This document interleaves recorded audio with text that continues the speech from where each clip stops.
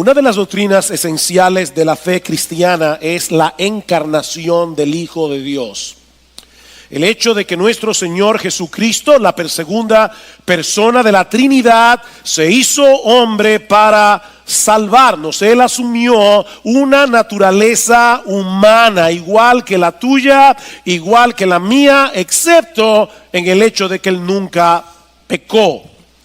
Jesús era verdaderamente Dios y era verdaderamente hombre. Su humanidad no disminuyó ni limitó su divinidad en ningún sentido. Pero de la misma manera, su divinidad no dotó de poderes sobrenaturales su humanidad. Jesús no era una especie de Superman. En palabras más sencillas, Jesús realmente era hombre a pesar de ser Dios. Y realmente era Dios a pesar de ser hombre.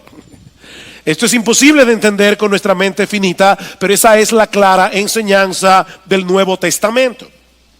Jesús tenía un cuerpo humano, como el nuestro, con todas las limitaciones que eso conlleva. Jesús estuvo sujeto a las leyes de crecimiento. Jesús sintió hambre. Jesús sintió cansancio. A Jesús le dio sed, como cualquier ser humano. Mis hermanos, para los israelitas del primer siglo, Jesús era un judío común y corriente. Común y corriente. Si nosotros pudiéramos tomar el túnel del tiempo y llegar a Palestina en el siglo primero y vemos a Jesús con los discípulos, no podríamos distinguir quién era Jesús. Aunque en ningún momento Él dejó de ser Dios, la gloria de su divinidad quedó temporalmente escondida tras el velo de su humanidad. Con la excepción del evento que vamos a estudiar en la mañana de hoy en Marcos capítulo 9. Yo les ruego que vayan una vez más al texto que Lester leyó esta mañana, Marcos capítulo 9. Vamos a estar estudiando los versículos 1 al 13. Y hermanos, yo les ruego al Señor, he estado rogándole al Señor que me conceda hacerle justicia a este pasaje en esta mañana. De hecho, es un texto que comencé a estudiar antes de irme de viaje, hace más de un mes. Y todavía me siento honestamente que apenas he podido rasgar la superficie de lo que está escrito allí. Mis hermanos, hay tantas cosas en este relato, y todas de tanta trascendencia, que créame, no ha sido una tarea fácil decidir qué incluir en este mensaje y qué dejar afuera por causa del tiempo.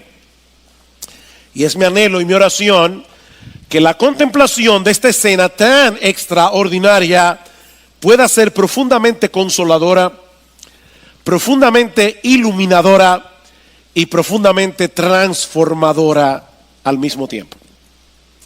Lo primero que hace Marcos al relatar lo que sucedió aquí en Marcos 9 es ubicar este evento en su contexto histórico. Noten los versículos 1 y 2. Y les decía, en verdad os digo que hay algunos de los que están aquí que no probarán la muerte hasta que vean el reino de Dios después que haya venido con poder. 6 días después, Jesús tomó consigo a Pedro, a Jacobo y a Juan y los llevó aparte solos a un monte alto. 6 días después de qué?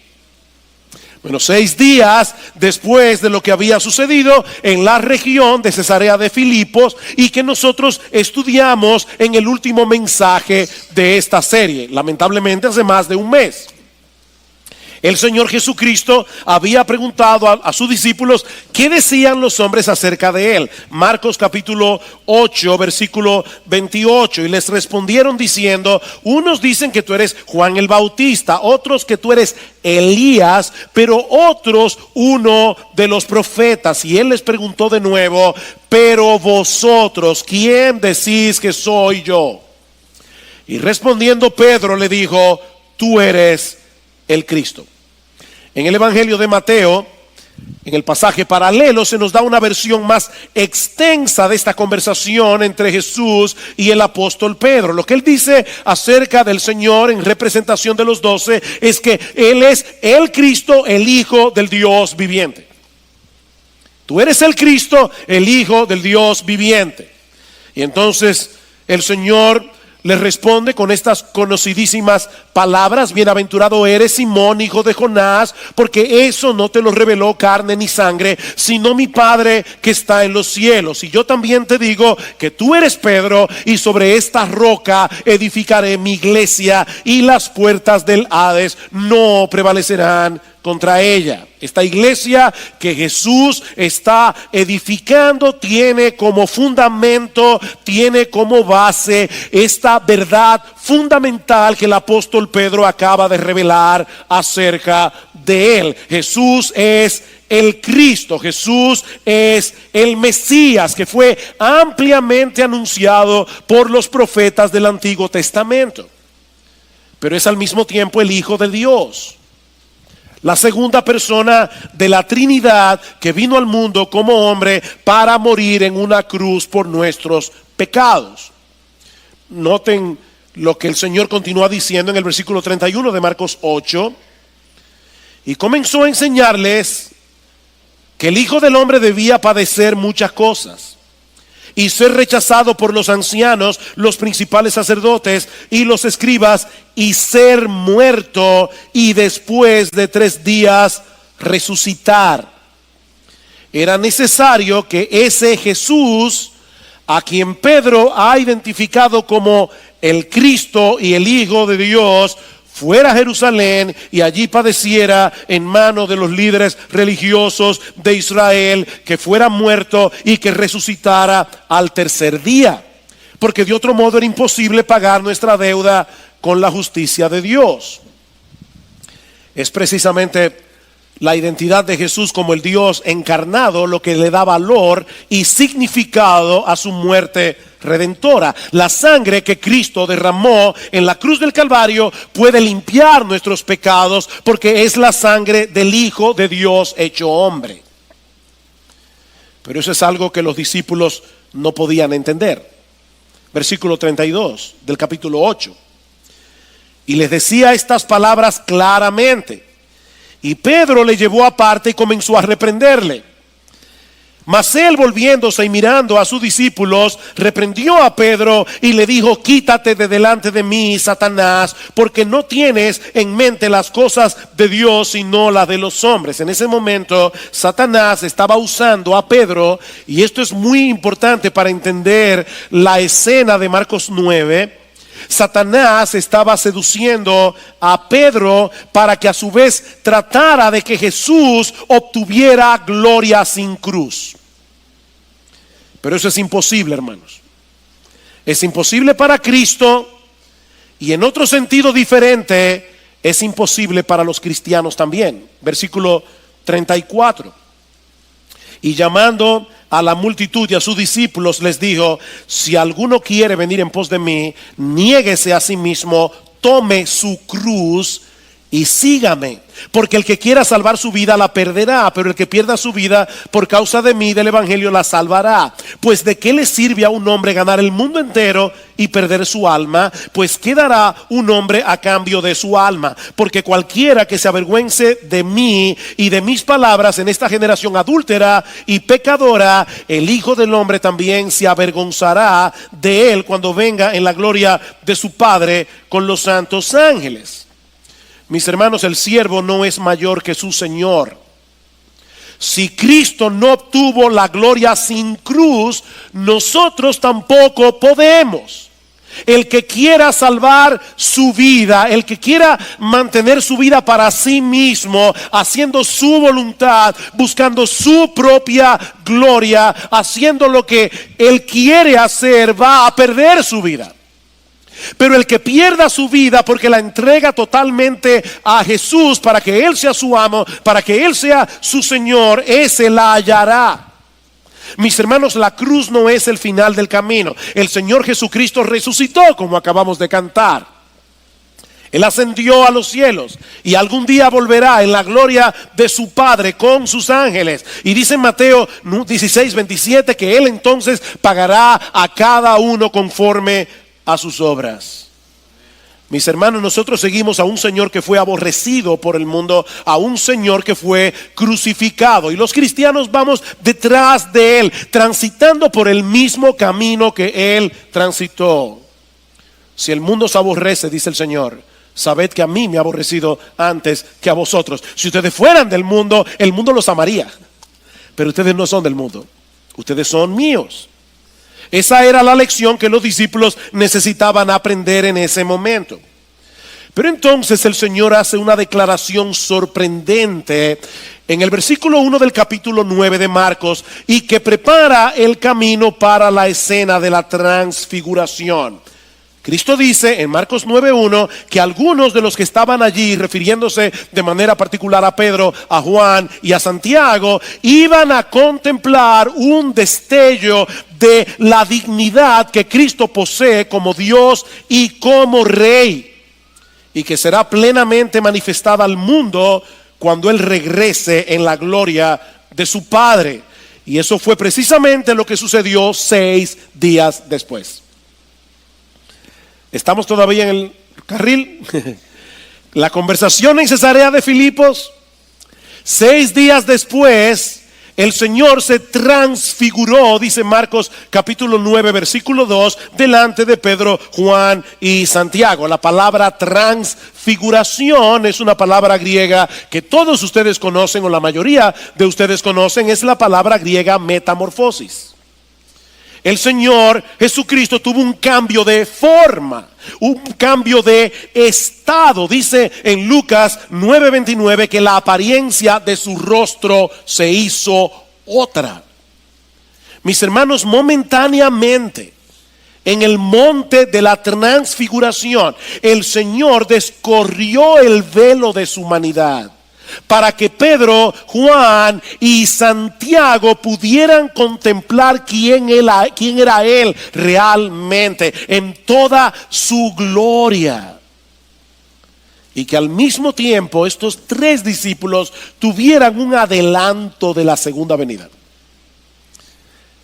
La transfiguración es un tráiler de la segunda venida. Y el Señor no quiso que nadie más estuviera presente esa noche con Él. Dice que subió a un monte alto y allí se transfiguró. Y esto por varias razones. Por un lado, la ley de Moisés establece que todo asunto debía ser confirmado por boca de 2 o 3 testigos. Así que no era necesario que haya más personas allí.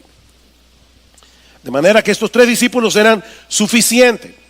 Por otra parte, estos hombres pertenecían al círculo más íntimo del Señor Jesucristo, y los 3 iban a jugar un papel de suprema importancia en los primeros años de la iglesia: el apóstol Pedro, el apóstol Santiago y el apóstol Juan, que escribió 5 de los 27 libros del Nuevo Testamento.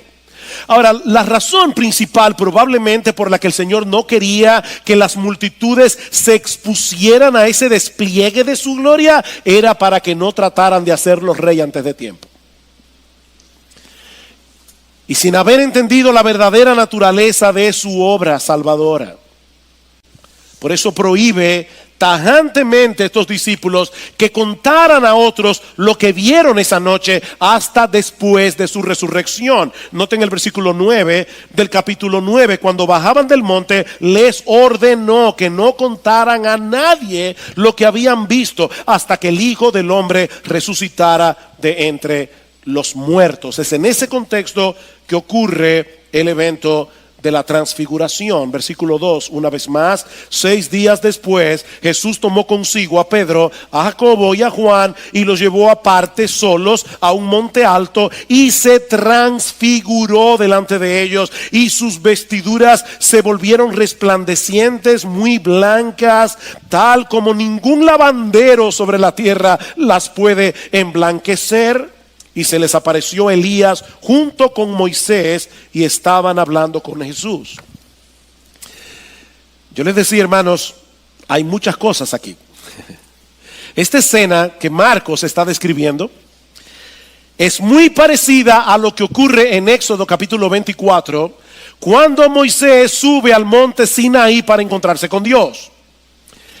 Moisés subió al monte con un grupo de testigos, lo mismo que Jesús. La nube de la gloria de Dios descendió sobre el monte, lo mismo que ocurrió en la transfiguración. Ellos escucharon la voz de Dios en ambos eventos. Y más adelante en Éxodo capítulo 34 versículo 29 dice que la piel de Moisés resplandecía por haber estado en la presencia de Dios. Así que estos dos incidentes fueron muy similares, pero con una gran diferencia. Moisés reflejaba la gloria de Dios, así como la luna refleja la luz del sol. Pero en el monte de la transfiguración, Cristo mostró su propia gloria. Por un instante, Jesús permitió que su carne humana no pudiera ocultar por completo el brillo de su gloria divina. Mis hermanos, lo que ocurrió aquí no fue que vino una luz del cielo y se posó sobre Jesús. Lo que ocurrió aquí fue que una luz potente emanó de su cuerpo. Su rostro resplandeció como el sol, dice en Mateo 17:2. Su rostro resplandeció como el sol y sus vestiduras adquirieron un brillo sobrenatural. Dice en Hebreos capítulo 1 versículo 3 que Cristo es el resplandor de la gloria del Padre. Él es la imagen misma de su sustancia. Y eso fue precisamente lo que vieron los discípulos en el monte esa noche. Más adelante, años más tarde, el apóstol Pedro iba a escribir en su segunda carta, y lo vamos a ver en un momento, que ellos vieron con sus propios ojos su majestad. Ellos vieron con sus propios ojos su majestad. Y Juan el apóstol escribió en su evangelio: el verbo se hizo carne y habitó entre nosotros y vimos su gloria. Gloria como del unigénito del Padre, lleno de gracia y de verdad. Así que lo que los discípulos vieron esa noche no fue otra cosa que los destellos de la gloria y la majestad que solo pertenecen a nuestro Señor Jesucristo, porque Él es Dios. Ahora, ¿cuál es el significado y el propósito de todo esto? Mis hermanos, ¿por qué Jesús se llevó a Pedro, a Juan y a Santiago para que vieran eso? Para confirmar y fortalecer la fe de estos discípulos que todavía no eran capaces de entender lo que Jesús les había dicho en Cesarea de Filipos 6 días atrás. ¿Cómo es posible que Jesús fuera el Cristo, el Hijo del Dios viviente, y que al mismo tiempo tuviera que morir en una cruz? Eso era lo que los apóstoles no podían entender. Y es aquí precisamente donde entran en escena Moisés y Elías. Dice en el versículo 4: y se les apareció Elías junto con Moisés, y estaban hablando con Jesús. Yo me río porque nosotros tenemos que suponer que los discípulos ya estaban espantados cuando Jesús se transfiguró. Pero ahora de repente aparecen estos dos personajes del Antiguo Testamento hablando con Jesús como si fuera la cosa más natural del mundo. Y lo bueno, como Marcos lo dice, ahí estaba Moisés y Elías hablando con Jesús. Ahora, ¿por qué Moisés y Elías? ¿Por qué no se aparecieron Abraham y David? O Jeremías y Daniel. ¿Por qué Moisés y Elías? Esto es crucial. Tenían que ser Moisés y Elías, porque estos dos hombres representan las dos grandes divisiones del Antiguo Testamento, la ley y los profetas. Fue a través de Moisés que Dios reveló la ley al pueblo de Israel en el monte Sinaí. Y Elías fue el primero de una línea de profetas enviados por Dios en el Antiguo Testamento para llamar al pueblo al arrepentimiento y a la fe. Tanto la ley como los profetas apuntaban hacia Jesús. ¿Recuerdan ustedes esa conversación con los discípulos que iban camino a Emaús después de la resurrección. Ellos no entendían el hecho de que Jesús había muerto en la cruz del Calvario, y Cristo le dice: oh insensatos y tardos de corazón para entender lo que los profetas han dicho. Y dice que comenzando desde Moisés y siguiendo por todos los profetas, les declaraba en todas las escrituras lo que de él decían. De hecho, hermanos, noten cómo concluye el Antiguo Testamento. Yo les ruego que vayan por un momento, no dejen su dedito fuera de Marcos, pero vamos a Malaquías capítulo 4. Las personas que nos visitan en el día de hoy, Malaquías es el último libro del Antiguo Testamento. Y escuchen los últimos versículos de Malaquías, los últimos versículos con el que cierra el Antiguo Testamento. Acordaos de la ley de mi siervo Moisés, de los estatutos y las ordenanzas que yo le ordené en Horeb para todo Israel. He aquí yo os envío al profeta Elías antes que venga el día del Señor, día grande y terrible. Él hará volver el corazón de los padres hacia los hijos y el corazón de los hijos hacia los padres, no sea que venga yo y hiera la tierra con maldición. ¿Cómo concluye el Antiguo Testamento? Llamando a los israelitas a poner atención a la ley de Moisés, una ley que, por cierto, ellos nunca pudieron guardar, ni nosotros tampoco. Pero el Antiguo Testamento concluye diciendo a los judíos: presten atención a la ley de Moisés, y al mismo tiempo termina con esta misteriosa promesa de que Dios habría de enviar al profeta Elías. Elías se había muerto hace más de 1000 años. Pero dice: yo le voy a enviar a Elías antes de que venga el día del Señor. Así que, hermanos, los judíos sabían que había alguna conexión entre la llegada del Mesías para establecer su reino y la aparición del profeta Elías. Y todo eso conectado con el fin del mundo, el día del Señor, grande y terrible. Vimos algo de eso el domingo pasado cuando estudiamos la parábola del trigo y la cizaña. Así que, hermanos, en la mente de los discípulos, la presencia de Elías en el monte de la transfiguración solo podía significar una cosa: se habían comenzado a cumplir las profecías del Antiguo Testamento con respecto a la llegada del Mesías, y el reino de Dios tiene que estar a punto de ser establecido en la ciudad de Jerusalén. Los discípulos estaban muy confundidos, porque Elías aparece en el monte. Ellos están esperando el reino de Dios, pero Jesús sigue hablando de morir en Jerusalén. Ellos no podían todavía conectar los puntos entre la muerte de Jesús y el establecimiento de su reino. Ahora, noten algo muy importante en este pasaje. ¿De qué estaban hablando Moisés y Elías con Jesús? Marcos no lo dice, pero en Lucas 9:31 dice que ellos hablaban de su partida que Jesús iba a cumplir en Jerusalén. Ahora, esta es una palabra sumamente interesante. Partida es la palabra griega éxodo. Lo que Lucas dice es que Moisés y Elías estaban hablando del éxodo que Jesús iba a cumplir en Jerusalén. En los próximos días Jesús iba a subir a la ciudad de Jerusalén para dar su vida como el cordero pascual que fue sacrificado antes del éxodo, para darle libertad a su pueblo, ya no de la esclavitud de Egipto, sino de la esclavitud del pecado. Ese era el tema de conversación entre Jesús, Moisés y Elías. De manera, mis hermanos, que en el monte de la transfiguración ellos vieron la gloria de Jesús revelarse delante de sus ojos, y al mismo tiempo escucharon a Moisés y a Elías hablando con él acerca de su muerte en la cruz del Calvario. La gloria y la cruz en un mismo evento, uno al lado de la otra. Ellos tenían que entender que ese había sido el plan desde el principio, el que fue revelado en la ley y los profetas, en el Antiguo Testamento, que Cristo diera su vida en una cruz para luego entrar en su gloria.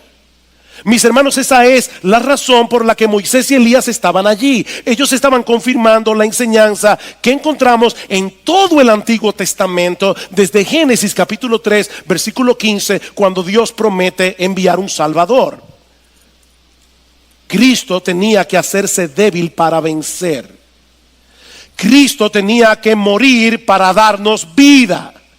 Cristo tenía que recibir sobre sí todo el peso de la ira justa de Dios para poder pagar nuestra propia deuda con esa justicia.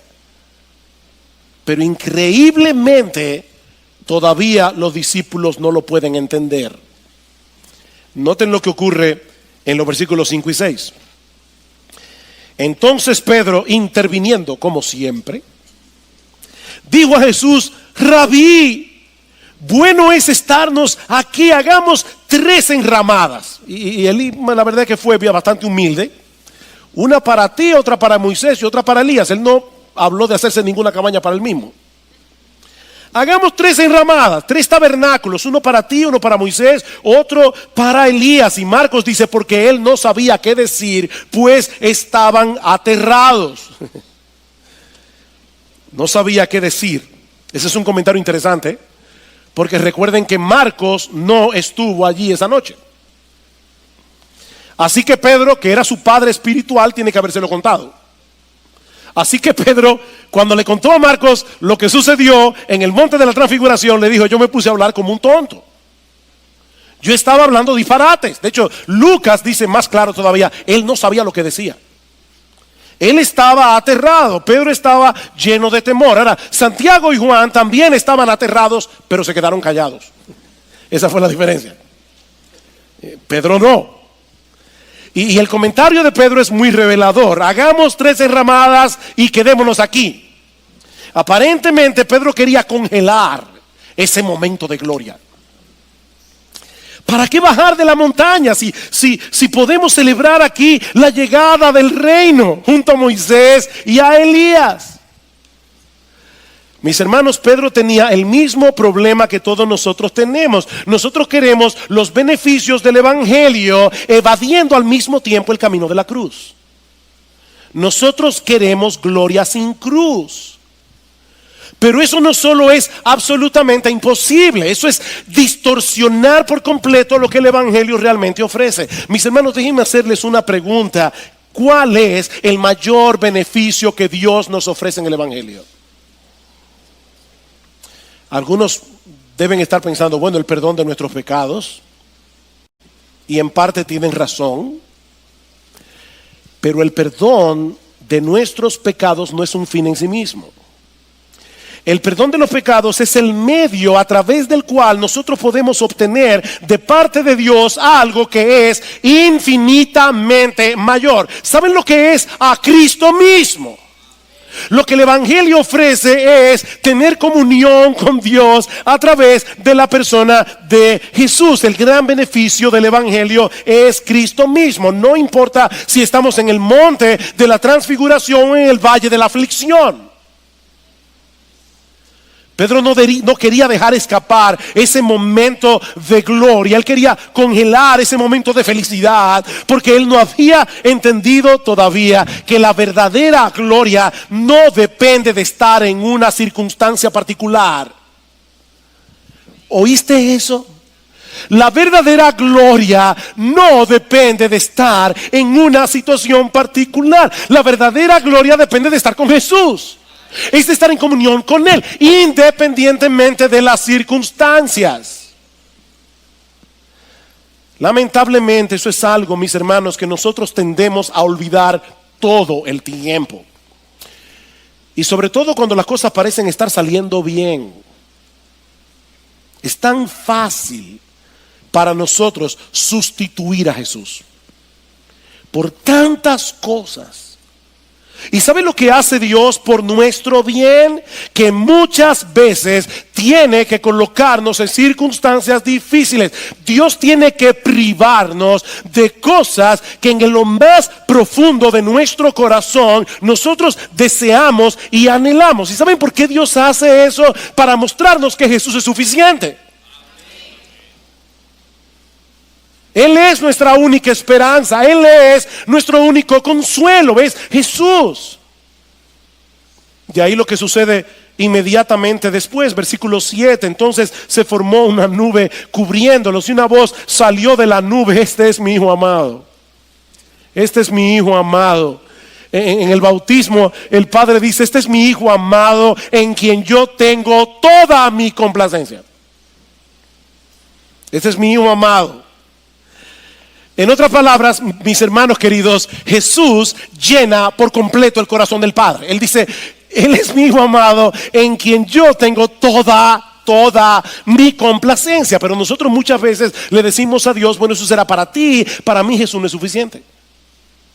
Yo también necesito esto, necesito esto, necesito esto, necesito esto. No, este es mi Hijo amado, le dice el Señor, Dios el Padre. Este es mi Hijo amado, a Él oíd.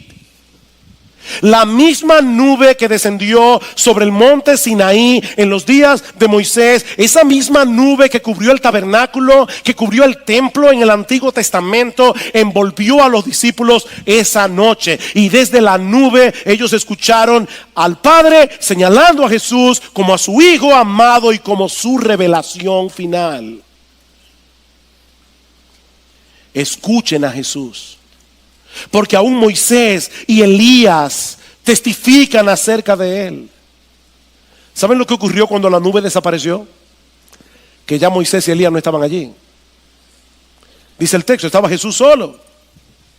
Porque ningún otro hay salvación fuera de Jesús. Nadie puede ser salvo guardando la ley. Así que Moisés desapareció.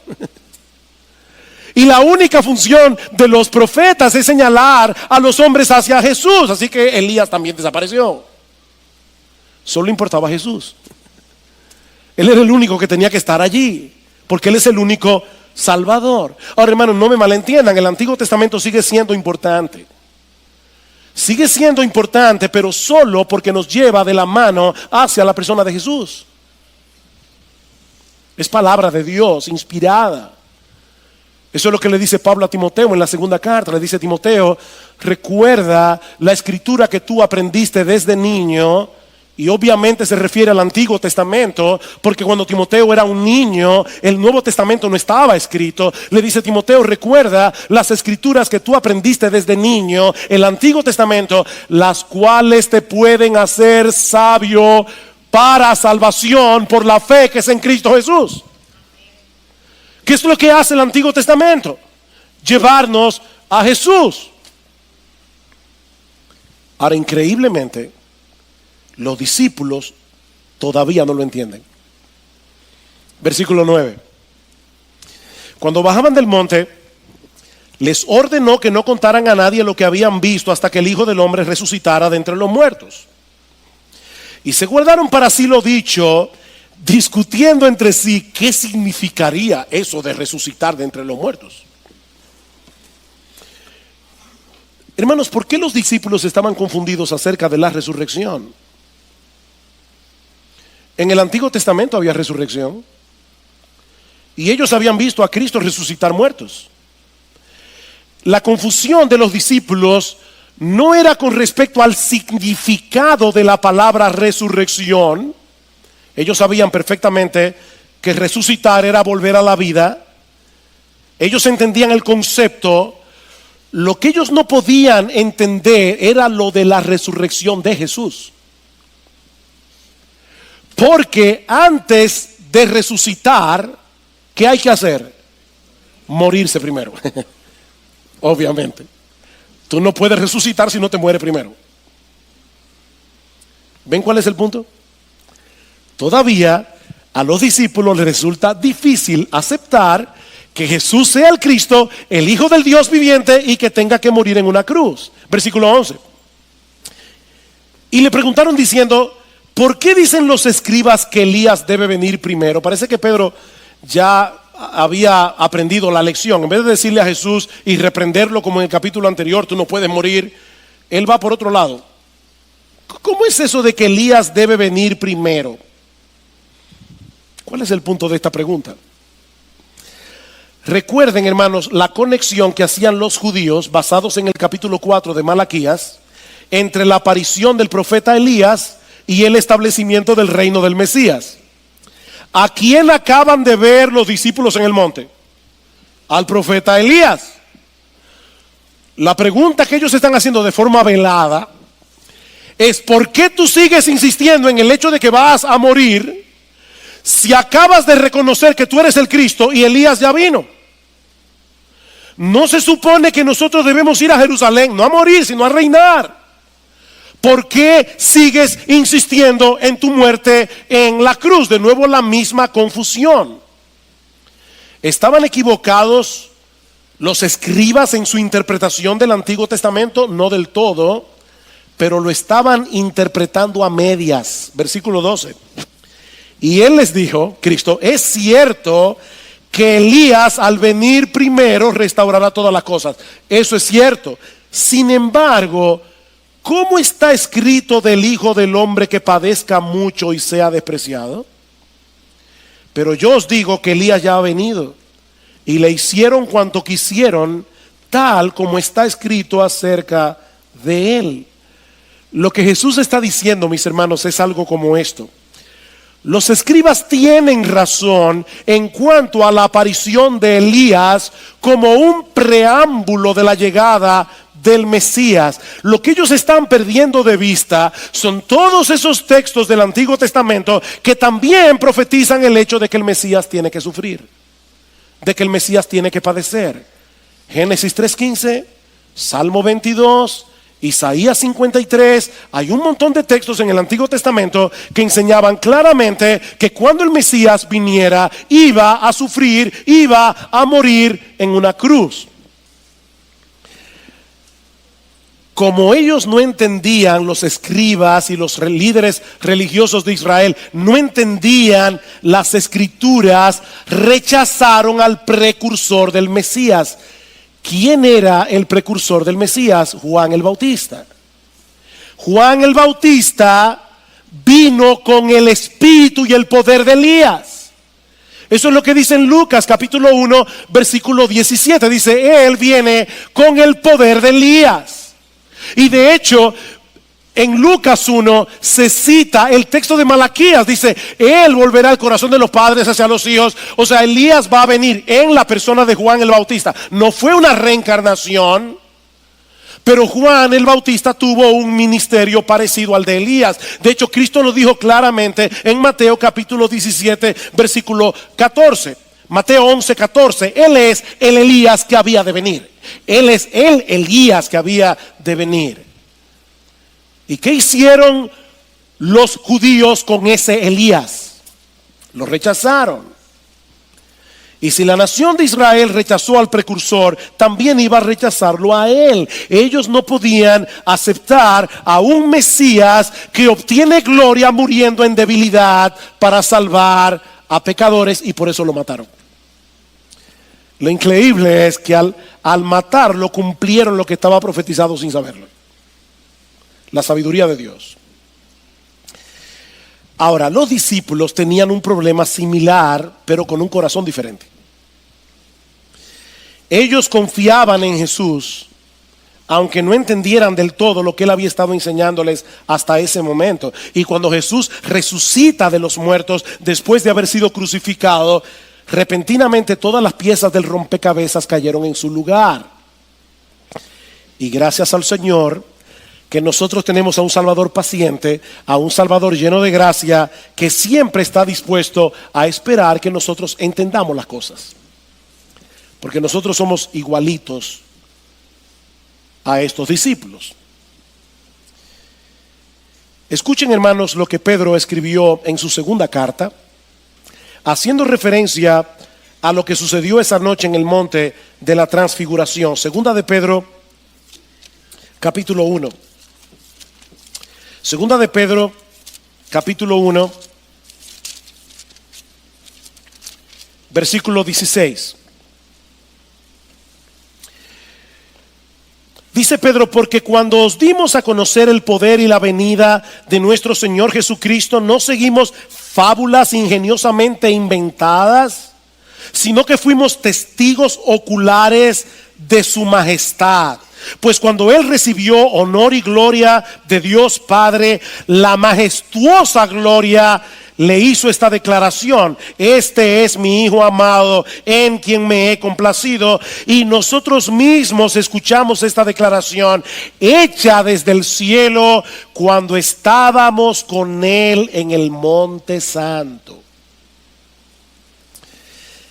Pedro está fortaleciendo aquí la fe de sus lectores de una manera muy similar a la forma como Jesús fortaleció la fe de ellos, dándoles un vistazo de lo que va a ocurrir al final de la historia.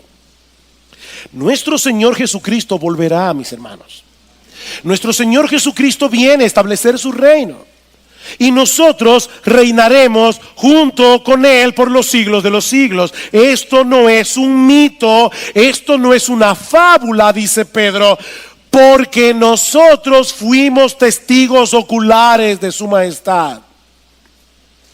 Eso fue lo que ellos vieron en el momento de la transfiguración, un adelanto de la segunda venida.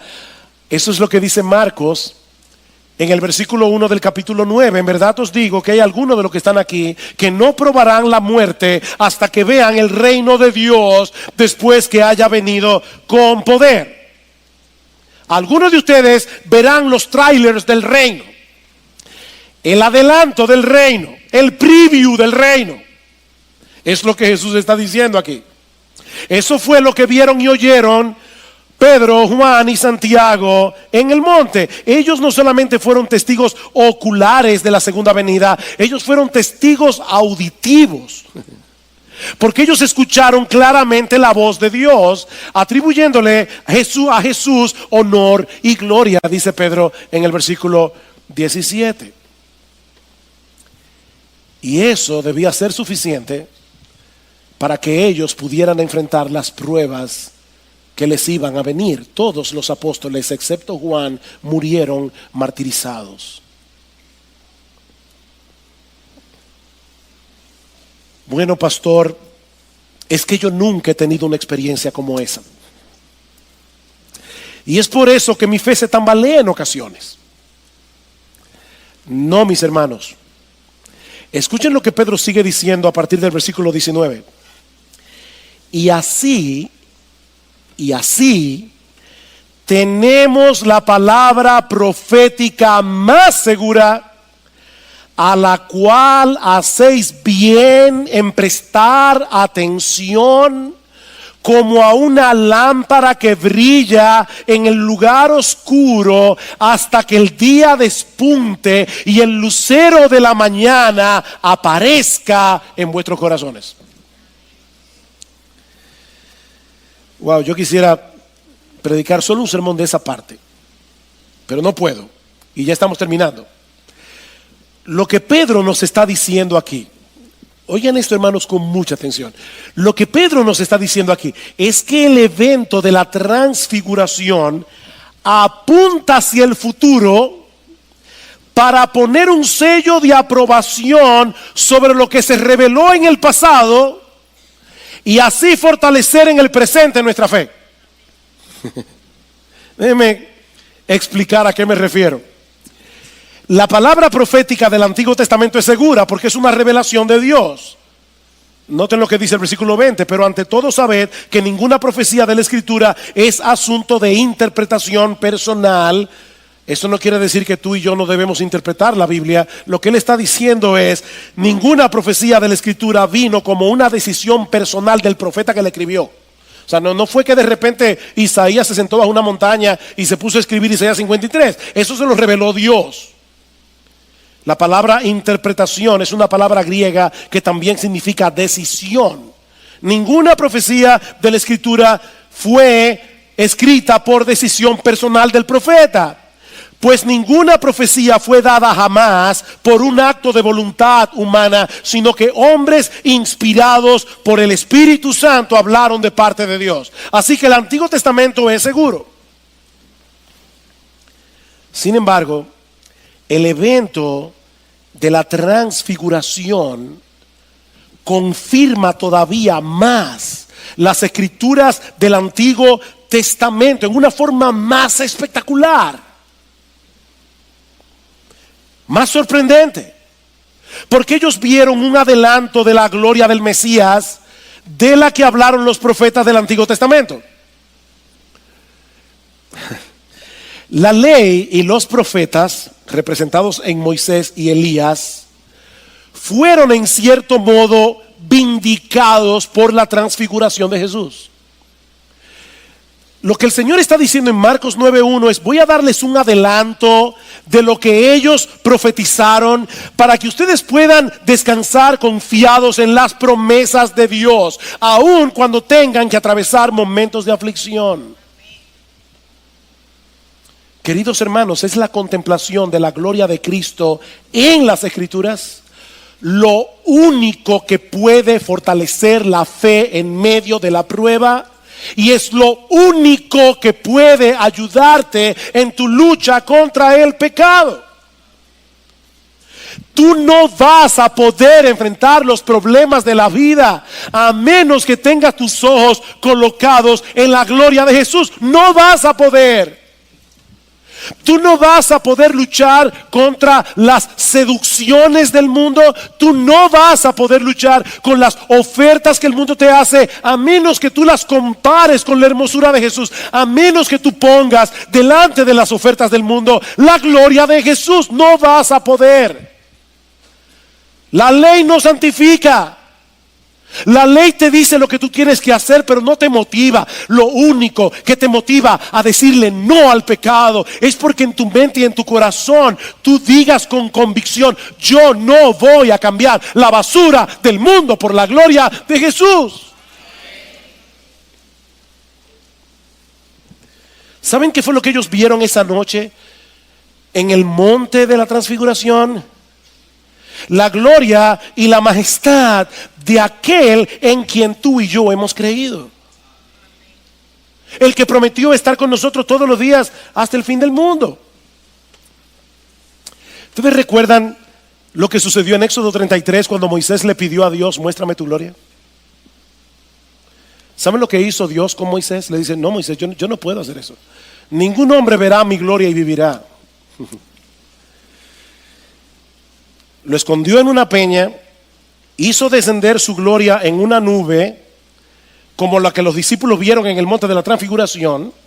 Y entonces Dios pasó por encima de Moisés proclamando su nombre: Jehová, Jehová, fuerte, misericordioso y piadoso, tardo para la ira, grande misericordia y verdad, que guarda misericordia a millares, que perdona la iniquidad, la rebelión y el pecado, y que de ningún modo tendrá por inocente al malvado, que visita la iniquidad de los padres sobre los hijos y sobre los hijos de los hijos hasta la tercera y la cuarta generación.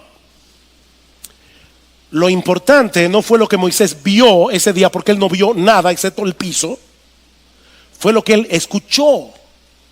Una descripción de quién es Dios realmente, porque es de ese modo que nosotros contemplamos su gloria, entendiendo quién es Él. Por eso es que dice en el versículo 8 de Éxodo 34 que Moisés se apresuró a bajar la cabeza al suelo y adoró. Pero ahora noten algo importantísimo. Este mensaje que Moisés escuchó en aquel día acerca de Dios contenía una gran paradoja que muy probablemente Moisés no pudo descifrar en ese momento. Allí dice que Dios perdona la iniquidad, la rebelión y el pecado, y al mismo tiempo dice que de ningún modo tendrá por inocente al malvado. ¿Cómo puede ser eso posible? ¿Cómo puede Dios mantener al mismo tiempo su justicia y su misericordia? ¿Cómo?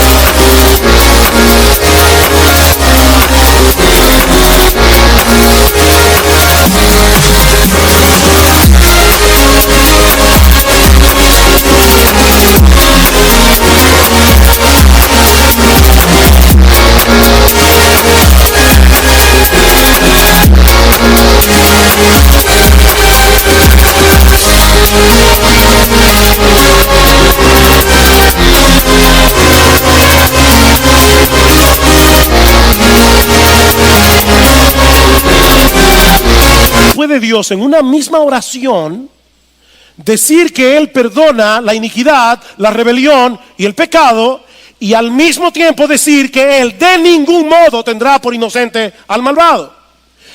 Esa es la paradoja que el Evangelio resuelve a través de la muerte de Cristo en la cruz del Calvario. Dios no tuvo por inocente al culpable, sino que castigó a su Hijo en vez de castigar al culpable.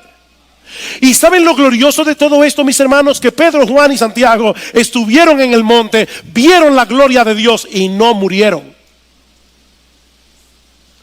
porque Jesús estaba allí. Porque Jesús estaba allí.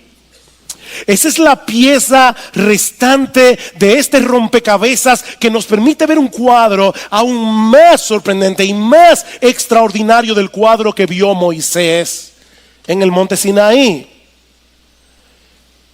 En otras palabras, mis hermanos, lo que estoy diciendo es que por medio del Evangelio nosotros somos capacitados por el Espíritu Santo para ver la gloria de Dios por medio de la fe en una forma 1000 veces más esplendorosa que la que vio Moisés.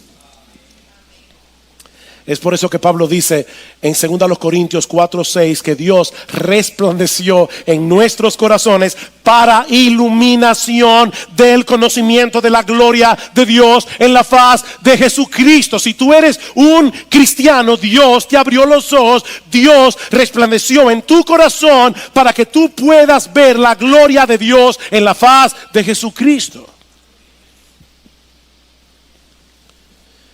Vemos la gloria de Dios entendiendo quién es Él.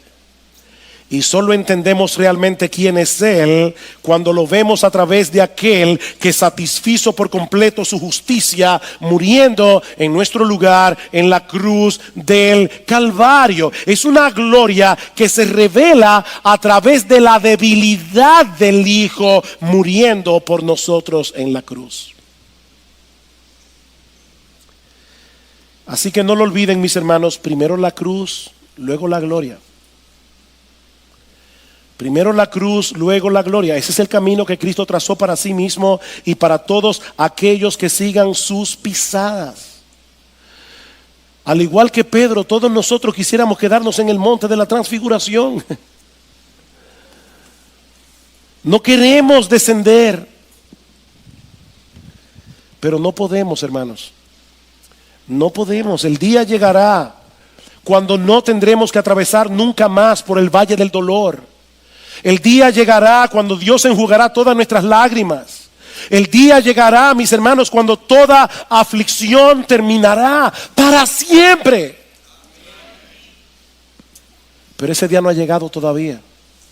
En el mundo tendréis aflicción, dice el Señor. Pero ese Rey de gloria que los discípulos vieron en el monte de la transfiguración no solo ha prometido estar con nosotros todos los días hasta el fin del mundo, sino que también ha prometido que todos nosotros compartiremos su gloria por los siglos de los siglos. Por eso es que Pablo dice, tengo por cierto, Romanos 8:18, que la aflicción del tiempo presente no puede ser comparada con la gloria venidera que en nosotros ha de manifestarse. Queridos hermanos, nunca envidien a los impíos, porque ellos no tienen la esperanza que tú y yo tenemos. Ellos no conocen al Cristo de gloria que nosotros conocemos. La gloria y el resplandor de su rostro están velados para ellos, pero no para nosotros.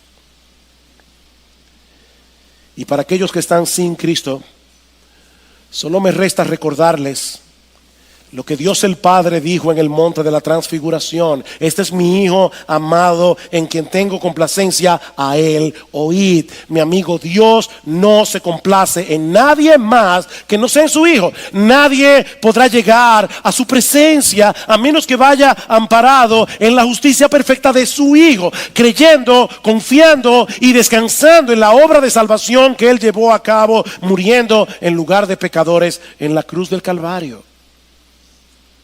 Mi amigo, no pretendas llegar a Dios por otro camino, porque no existe otro. Ven a Cristo hoy en arrepentimiento y fe. Descansa únicamente en su vida de obediencia perfecta, en su muerte en la cruz. Y no solo serán perdonados todos tus pecados, sino que también recibirás en Él gratuitamente el don de la vida eterna.